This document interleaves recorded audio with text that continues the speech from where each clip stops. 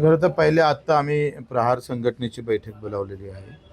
त्यामध्ये या विभागातली जी प्रहार संघटना आहे त्याच्यामध्ये किती लोक प्रहार एक सामाजिक संघटना म्हणून काम करणार आणि किती लोक शिवसेना म्हणून राजकारणात काम करेल या सगळ्या संदर्भात आपण चर्चा करतो आहे. अनायसे योगायोगानं छत्रपती शिवाजी महाराजांचा चित्रपट आहे तो एकत्रित आम्ही पाहणार आहोत आणि यासोबतच एक शेतकरी संवाद यात्रा भविष्यात या मे महिन्यात काढायची आहे.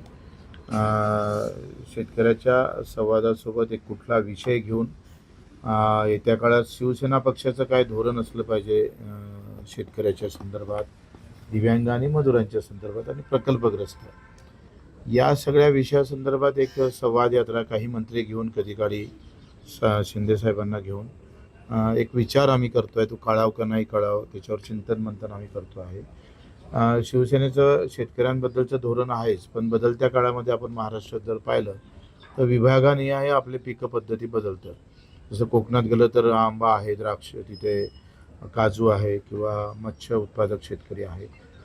नाशिकच्या पट्ट्यामध्ये कांदा उत्पादक शेतकरी, द्राक्ष उत्पादक असा विभागवाईज जो बदललेला हे आहे त्यानुसार विभागावाईज काही धोरण करता येतं का शेतकऱ्यासाठी, त्या संदर्भात काही नवीन उपाययोजना करता येते का आणि मजुराच्या संदर्भात सुद्धा या सगळ्या विषयावर एक संवाद यात्रा आमची 3 ते 4 दिवसाची राहणार आहे.